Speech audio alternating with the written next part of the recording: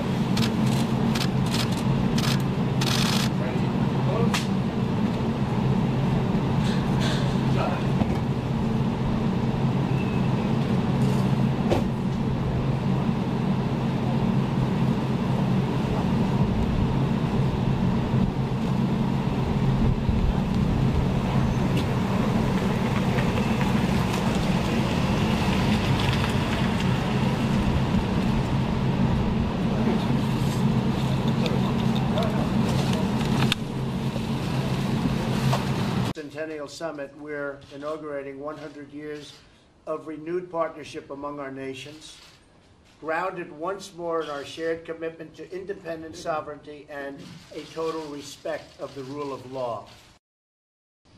This afternoon, we will discuss our cooperation on a range of issues, including expanding bilateral trade and investment. And I know you're making a lot of investment in our country. You're buying a lot of military equipment from the United States. And we make the best military equipment in the world by far, whether it's missiles or planes or anything else. So we appreciate that. And we're also going to be promoting joint security initiatives. I especially want to commend the Baltic nations on meeting their defense spending obligations this year for NATO, unlike some of the other countries, frankly, that haven't met their obligations, but they will. We have a tremendous amount more, and I will take credit for this, and you've given me credit for this, a lot more money coming into NATO because of my initiative. I said, you have to pay. A lot of years they weren't paying. They were delinquent, and now they're paying. So NATO has taken in a lot more money than it ever did before, and ultimately it'll be at least $33 billion more over a short period of time. That's a lot of money, big difference. It's a privilege to host all of you at the White House for this historic summit. And I look forward to getting to know you better. And we're going to be meeting with your representatives throughout the day and throughout the days. And we're going to have a very long and strong relationship. Thank you very much for being here. Thank you. Thank you very much, everybody. Thank you. Thank you very much. I have to say this, China. I have great respect for President Xi. Two of the most incredible days of my life were spent in China. Many of you were with me. He's a tremendous person. But we have a problem with China. They've created a trade deficit, and I really blame our representatives and, frankly, our preceding presidents for this. They have a trade deficit of $500 billion a year. It's not something we can live with. So we'll be working with China. We'll be negotiating with China. Again, our relationship is very good with China, and we intend to keep it that way. But we have to do something to seriously relieve that trade deficit. We can't have a $500 billion a year trade deficit. We also have the theft of intellectual property, and that probably is in the neighborhood of $200 to $300 billion a year. So whether we like it or not, we have a great stock market. We have a very, very powerful country. We have our country militarily, as you know, presidents. We have just received $700 billion. Our military will be stronger than ever before. But we have to do something on trade with certain countries. And obviously, China is the leader in terms of deficits. We've never had a situation where a country, and nor has there ever been in history a situation where a country has done that to another country. We've helped rebuild China. Over the last 25 years, if you take a look at what's happened, we have helped rebuild China. So we intend to get along with China, but we have to do something very substantial about the trade deficit. And with that, nothing is easy. I campaigned on that. I talked about that. China won't be the only country, but I did, in fact, campaign on it. Mexico, if you look at the caravan of thousands of people coming across, I told Mexico, look, you have a cash cow in NAFTA. NAFTA's been great for Mexico, has not been good for the United States. A lot of businesses have closed down because of NAFTA. You look at empty plants all over the place, and this is from years ago. They still haven't recovered. NAFTA's been a terrible deal for the United States. We're renegotiating the deal right now, but it'll still be good for Mexico and for Canada. And when this caravan came in, and this is a caravan of a lot of people coming in this case from Honduras, if it reaches our border, our laws are so weak and so pathetic, you would not understand this, because I know how strong your laws are at the border. It's like we have no border, because we had Obama make changes, President Obama made changes that basically created no border. It's called catch and release. You catch them, you register them, they go into our country. We can't throw them out. And in many cases, they shouldn't be here. Many, many cases, they shouldn't be here. And after they get whatever happens over the next 2 or 3 years, they're supposed to come back to court. Almost nobody comes back to court. They're in our country.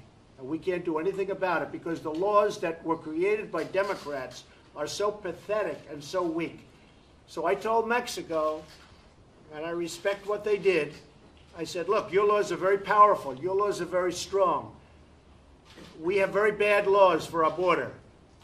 And we are going to be doing some things. I've been speaking with General Mattis. We're going to be doing things militarily. Until we can have a wall and proper security, we're going to be guarding our border with the military. That's a big step. We really haven't done that before, or certainly not very much before. But we will be doing things with Mexico, and they have to do it. Otherwise, I'm not going to do the NAFTA deal. NAFTA's been fantastic for Mexico, bad for us. We've had our car plants move to Mexico, many of them. We make tremendous numbers, millions of cars in Mexico that years ago didn't exist. They closed in Michigan, they closed in Ohio, they closed in other places. Now they're starting to move back because of what we've done with regulation and with taxes. They're starting to come back into our country in a big way. But I told Mexico very strongly, you're going to have to do something about these caravans that are coming up. And I just noticed that the caravan now, which is toward the middle of Mexico, coming up from Honduras, is breaking up very rapidly. That's because Mexico has very strong immigration laws, as we should have. We should have those laws. We don't have. We have immigration laws that are laughed at by everybody. And it's got to be changed. We need the wall, we need the protection, and we have to change our immigration laws at the border and elsewhere. So Mexico has, at this moment, it seems they've broken up large numbers of that particular caravan, and we'll see what happens.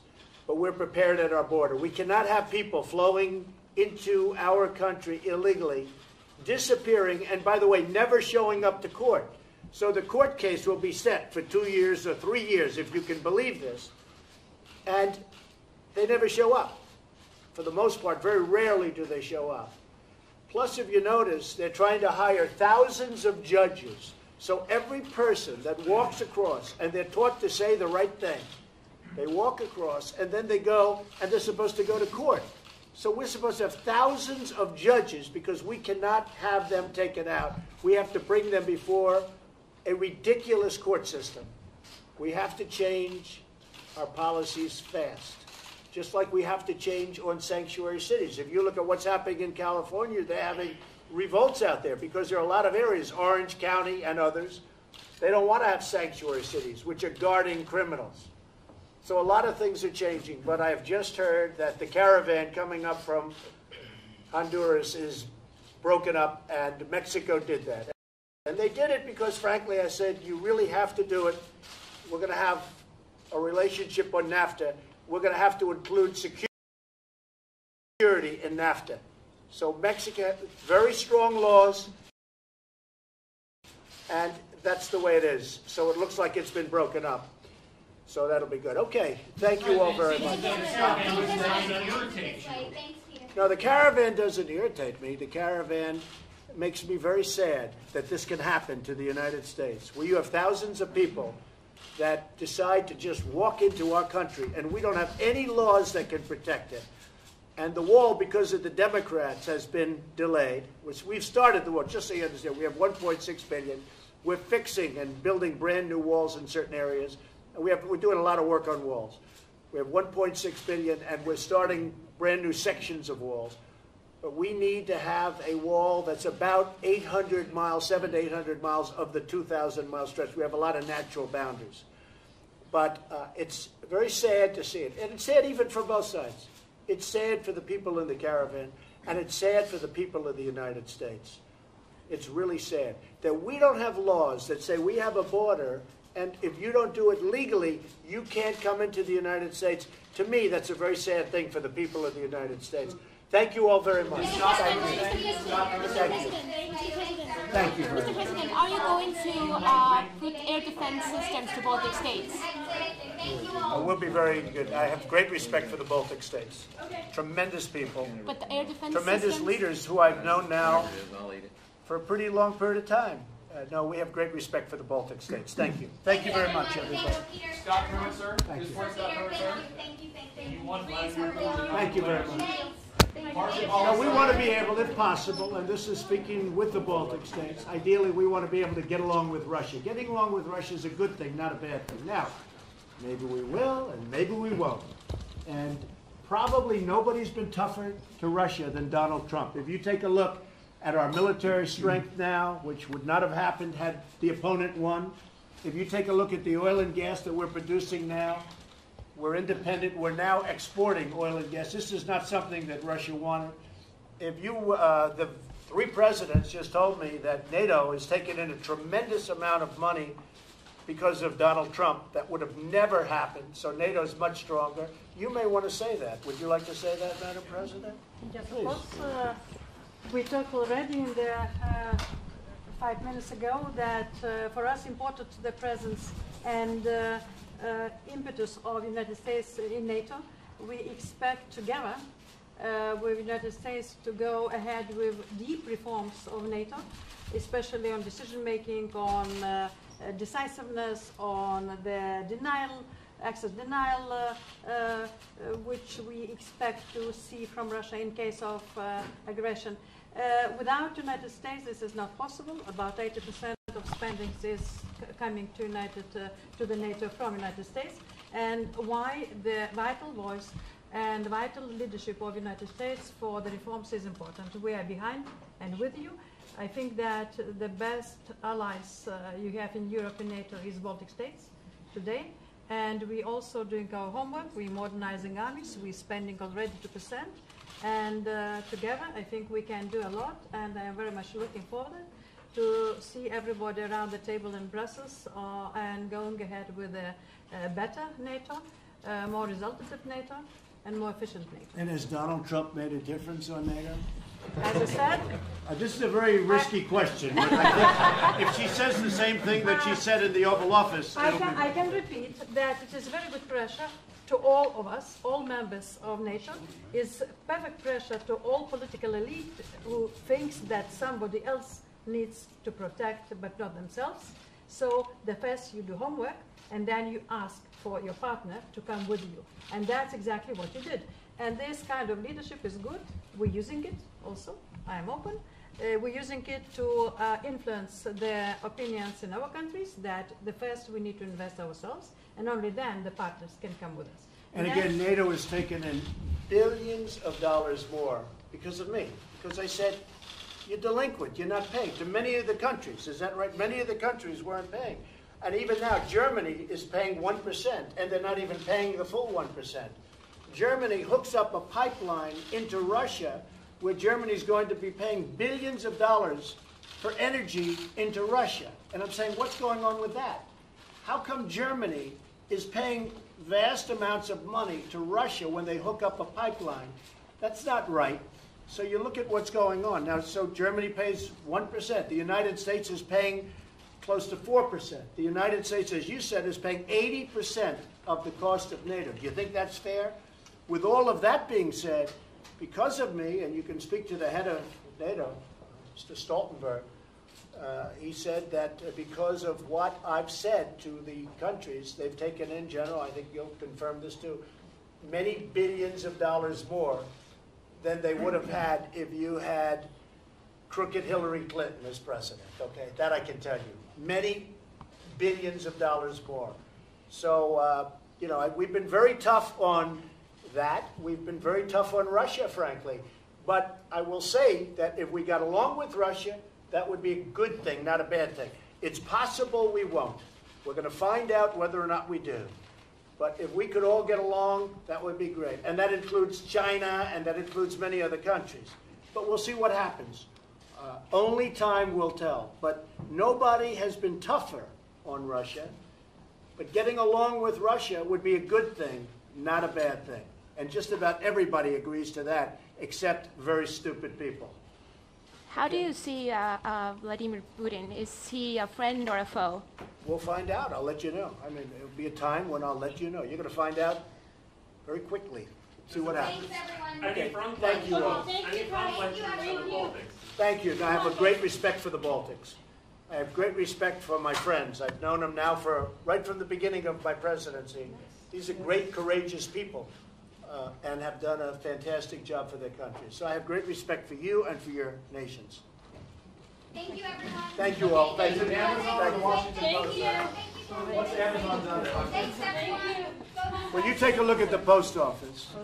You take a look at the post office, and the post office is losing billions of dollars, and the taxpayers are paying for that money because it delivers packages for Amazon at a very below cost. And that's not fair to the United States. It's not fair to our taxpayers.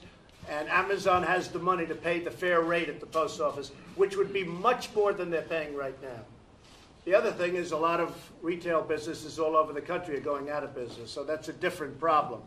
And that's a big problem. You have retailers all over the United States that are going out of business. You look at some of these small towns where they had a beautiful Main Street with stores. The stores are all gone. So that's a different problem that we're going to have to talk about. But if you look at the cost that we're subsidizing, we're giving a subsidy to Amazon, and we're talking about billions of dollars a year, the real cost. And a report just came out. They said $1.47, I believe, or about that, for every time they deliver a package. The United States government, meaning the post office, loses $1.47. So Amazon is going to have to pay much more money to the post office. There's no doubt about that. Thank you all very much. Thank you. Everyone. Thank you. Thank you. Scott Pruitt, sir. Thank you. I hope he's going to be great. Thanks, guys. Thanks, Steve. Come on, Steve. Come on, guys. Thanks, guys. Thanks, everyone. Time to go. Let's go, guys. TAG TV US Canada brings you news and views from White House and State Department's press briefing.